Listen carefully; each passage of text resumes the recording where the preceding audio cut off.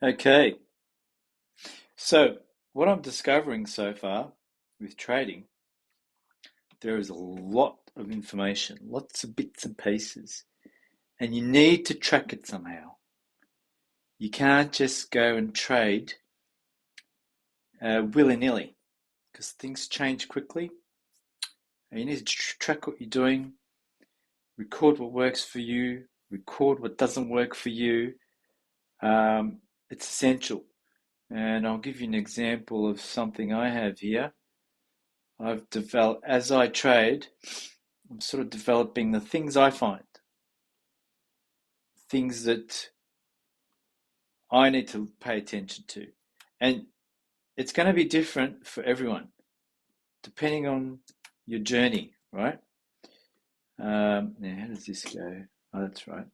So here are some rules that I wrote down, but this is developing and changing as I trade, you see. Now, I found out, and with trading, you constantly need to be learning from others because it's always developing, always changing. So if anyone's interested in sharing their trading ideas with me, I'd love that. I reckon we could do a WebEx or something, or a Zoom, talk about your ideas. We can share it on the channel and we can learn from each other. So we can do like a visual sharing thing, like I'm doing now. So I'm going to share something that I found out recently and you might be interested in. For instance, did you know that when the VIX, this is the VIX here, which is the volatility index for the S&P 500, right? Now, my system's kind of frozen a little. Good timing. Let me close this window. And we'll click on S&P. Back to VIX. Chart not changing. Let's click on trade. Back to the chart. Still not changing. History. Chart. Still not changing. Right. That's not great, is it?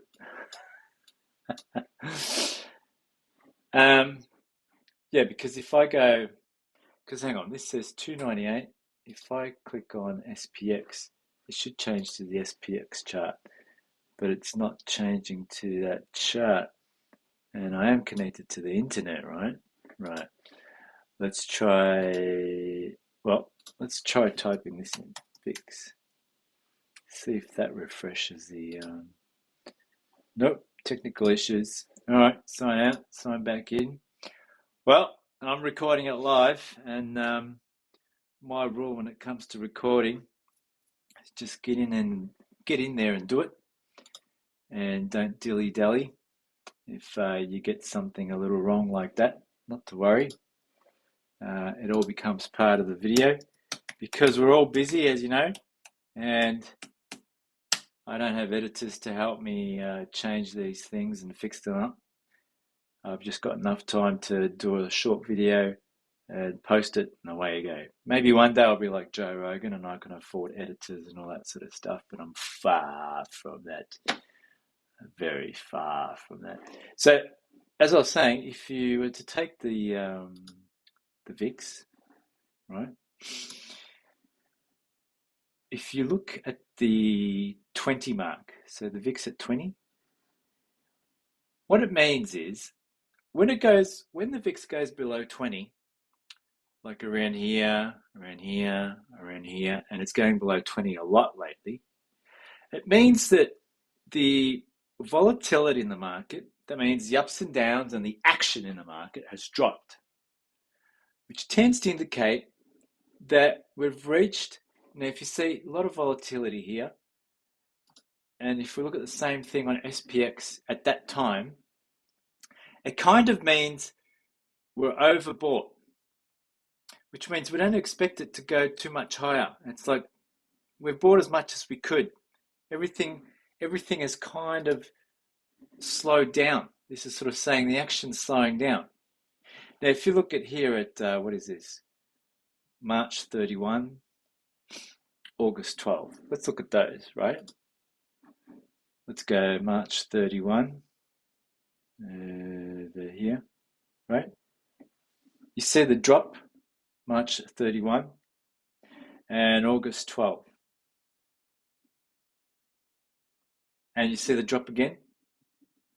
So what it's indicating, when the volatility drops, when the action slows down, the SPX drops in price.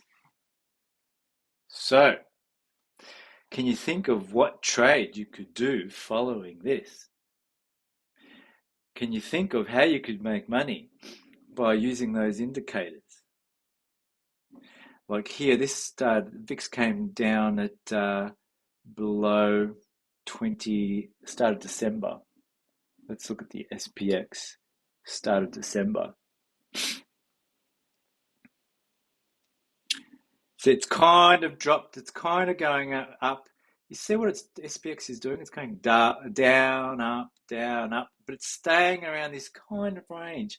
To me, my interpretation of this, with all the volatility dropping, all the action slowing down, it's like something in the market is trying to keep SPX up. It wants it to go up, but no one's interested. The action's dropping and it's slowing, and the action wants it to drop, but there's something that's sort of pushing it up. And I think what the VIX is indicating, there might be, with all this struggle, you might be a big drop because of all this slowing down. So here it slows down, but the action picks up again in the market. Here it slows down again, but the action picks up again in the market. Here it's slowing down, slowing. It just keeps slowing down. And something keeps trying to keep SPX up there, but since the volatility dropped here, looks like it's tending to show that it might go down. So what kind of trade could you do? Well, if what's volatility at now? Volatility is gone down to 18. So an example of a trade, if volatility is going down and we expect SPX to drop as well, perhaps we can go to SPX, right? And we can do vertical call. So we do a call option. So what we're saying is, I'll just get rid of the call option I got there. Let's say we bought a call option as close to the money as possible. Now you see, when you buy close to the money like that, as in the price is about 40, 50, you see, when you sell, because we're selling and we're buying for protection, right? Selling and buying for protection. In case it does rip off, we won't lose too much. But when you buy close to the money like that, you get a good premium. This is 15 days out. But if you remember the SPX chart, from when it drops, it takes a couple months. It drops for a couple months, you see. And this is the drop here, but it might take a couple months, or actually more now, because what are we, January, February, that was December. So it looks like the cycle might have changed, but you want to give yourself a couple of months. So if you were to change the expiry to, or even 3 months, why not? You could always buy it back before the 3 months. So 3 months would be 30, 60, 90 days, right? There's no 90, there's 85 days and there's 100. We could go at 100 days. So you could sell this and collect $1,260 for this call option, with your risk being $740. That's pretty good. That's pretty good. And perhaps instead of buying one, depending on your risk threshold, you can maybe sell and buy 5. So you're looking at 6,250 profit, and you're risking 3,800. Do you see? So if you did that now at oh, actually that's showing in the money. We've gone. Let's go just out of the money. There we go. 40.50, right? So 6,100, risk 3,900. So we're selling at 40.50. So what we're saying is we're selling call options around here because what we expect, because of the volatility dropping, the action in the market slowing, we're expecting SPX, although it's pushing and trying to stay up here, we expect it to drop over the next 1, 2, 3 months, you see. And so if in 3 months' time it has dropped and stays below 450, we collect the full 6 grand, right? For only this much risk. If it drops, if after a month it drops but then starts to go up and you're worried, you get rid of it after a month. But after a month, you might still collect 2 grand on this, you see. After 2 months, maybe 4 or 5 grand, and 3 months would be the last grand and a bit that you'd be able to collect. But anyway, there's an idea of perhaps a trade you could do, and something that you can observe the VIX and how the SPX responds to that. So that's why it's important when trading, talk to people, keep learning, keep knowing stuff, record this stuff. Actually, that's how I record it. I've got sort of like strategies. So how to do a back ratio spread, a butterfly, all these other strategies, how to do certain spreads, right? But in this case, I've got a strategy regarding the SPX and VIX that just reminds me about this. So record your strategies and your plans. Keep yourself reminded of them. Keep an eye on the market. Keep an eye on what's being spoken about. Keep learning. And as things pop up, you go, oh, I've seen this before. And you can go to your database and do something about it, etc. There you go.